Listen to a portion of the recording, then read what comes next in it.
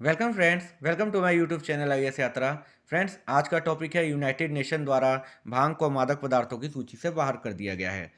साथ में हम ये भी जानेंगे कि भारत का इस संबंध में रुख क्या है और विनियम क्या है। तो फ्रेंड्स, इसके सभी पहलुओं पर हम चर्चा करेंगे। उससे पहले फ्रेंड्स, यदि आपने मेरे चैनल को अभी तक सब्सक्राइब नहीं किया है तो प्लीज़ सब्सक्राइब कर लीजिए और बेल आइकन को दबा दीजिए ताकि इसी तरह की वीडियो नोटिफिकेशन आपको जल्द से जल्द प्राप्त हो सके। तो फ्रेंड्स, चलते हैं वीडियो की ओर और जानते हैं चर्चा में क्यों है।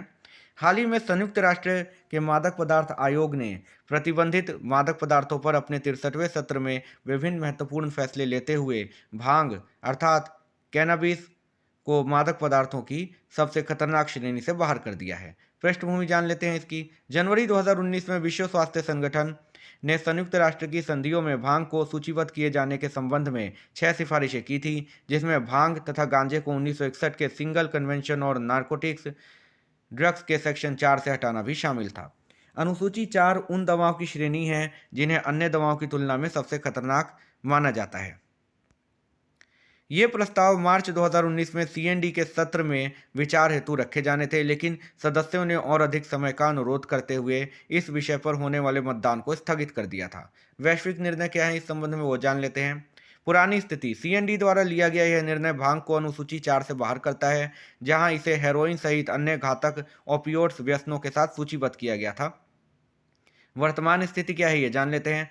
अब भांग और भांग की राल अर्थात चरस दोनों को अनुसूची 1 में रखा जाएगा, जिसके अंतर्गत पदार्थों की सबसे कम खतरनाक श्रेणी को शामिल किया जाता है। देश जो इस निर्णय के पक्ष में थे। सीएनडी के 53 सदस्य देशों में से 27 देशों, जिनमें भारत, अमेरिका और अधिकांश यूरोपीय राष्ट्र शामिल हैं, ने प्रस्ताव के पक्ष में मतदान किया। देश जो इस निर्णय के पक्ष में नहीं थे, चीन, पाकिस्तान और रूस सहित 25 देश इसके पक्ष में नहीं थे, जबकि यूक्रेन ने मतदान में हिस्सा नहीं लिया। महत्व क्या है इसका वो जान लेते हैं।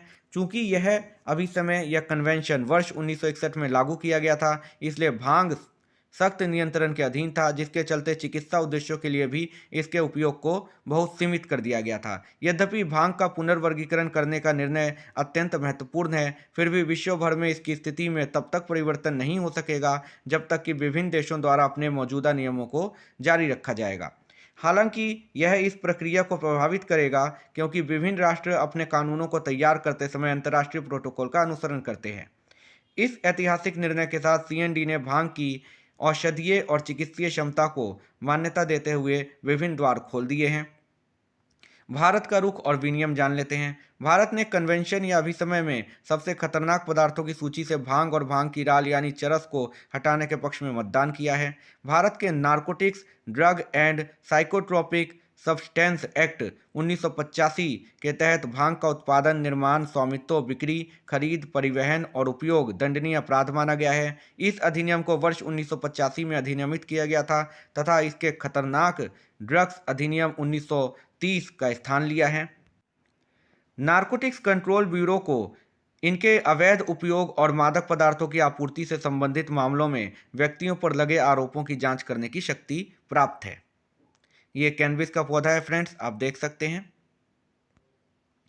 डब्ल्यूएचओ के अनुसार कैनबिस एक जेनरिक शब्द है जिसका इस्तेमाल कैनाबिस सैटाइवा पौधे से निर्मित साइको एक्टिव मस्तिष्क को प्रभावित करने वाली औषधि के मिश्रण को दर्शाने के लिए किया जाता है। डब्ल्यूएचओ के अनुसार भांग ऐसा मादक पदार्थ है जिसकी कृषि, तस्करी और अवैध उपयोग विश्व भर में व्यापक स्तर पर किया जाता है। डेल्टा 9 टेट्राहाइड्रो कैनोबिनॉल टी अर्थात टीएचसी भांग में प्रमुख साइकोएक्टिव घटक होता है। बिना परागन वाले मादा पौधों को हशीश कहा जाता है और भांग का तेल, हशीश ऑयल, कैनाबिनॉइड्स वे यौगिक जो कि टीएचसी के समान संरचनात्मक हैं का एक गाढ़ा घोल है, जिसे भांग के पौधे से प्राप्त कच्ची सामग्री या राल के विलायक निष्कर्षण द्वारा प्राप्त किया जाता है। एनडीपीएस अधिनियम के अनुसार भांग के पौधे का तात्पर्य कैनाबिस वर्ग के किसी पौधे से है। चरस भांग के पौधे से निकाला गया एक अलग राल है। एनडीपीएस अधिनियम में भांग के पौधे से प्राप्त अलग अलग राल को शामिल किया गया है, चाहे वह कच्चा हो या संशोधित। यह अधिनियम गांजा को भांग के पौधे के फूल के रूप में परिभाषित करता है, लेकिन यह बीज और पत्तियों को स्पष्ट रूप से बाहर करता है। यह अधिनियम भांग, चरस और गांजा के दो रूपों में से किसी के साथ या बिना किसी के तटस्थ पदार्थ के मिश्रण या उससे तैयार किसी भी पेय को अवैध घोषित करता है। कानून ने भांग के पौधे के बीज और पत्तियों को अधिनियम के दायरे से बाहर कर दिया है, क्योंकि किनारों पर कांटेदार संरचना वाली पत्तियों में टीएचसी सामग्री नगण्य होती है। भांग, जिसे आमतौर पर होली जैसे त्योहारों के दौरान खाया जाता है, भांग के पौधे की पत्तियों से बना एक पेस्ट है, इसलिए इसे गैर कानूनी नहीं कहा जाता है। इसी तरह सीबीडी तेल भांग के पौधे की पत्तियों से प्राप्त कैनबिडियोल का संक्षिप्त रूप एनडीपीएस अधिनियम के तहत नहीं आता।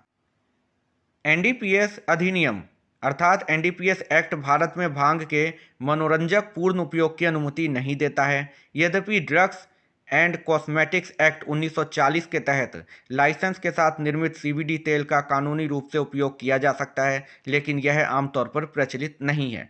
मादक पदार्थ आयोग सीएनडी क्या है वो जान लेते हैं। यह संयुक्त राष्ट्र की एक एजेंसी है जो वैश्विक स्तर पर नशीली दवाओं से संबंधित अभिसमयों में मादक अथवा खतरनाक पदार्थों को सूचीबद्ध कर उनके नियंत्रण का दायरा तय करती है। इसकी स्थापना वर्ष 1946 में की गई थी और इसका मुख्यालय वियना में स्थित है। वर्ष 1961 के single convention on narcotics drugs की शुरुआत के बाद से भांग के प्रति वैश्विक दृष्टिकोण में अत्यधिक बदलाव आया है और कई क्षेत्रों में भांग का उपयोग मनोरंजन और दवा अथवा दोनों के लिए किया जाता है। वर्तमान में 50 से अधिक देशों में औषधीय उद्देश्यों के लिए भांग के उपयोग की अनुमति दी गई है और कनाडा, उरुग्वे और अमेरिका के 15 राज्यों में मनोरंजन हेतु इसके उपयोग की अनुमति दी गई है।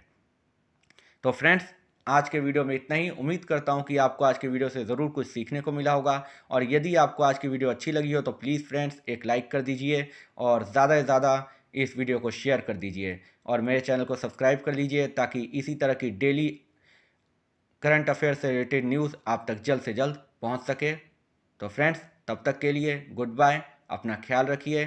Thank you for watching friends.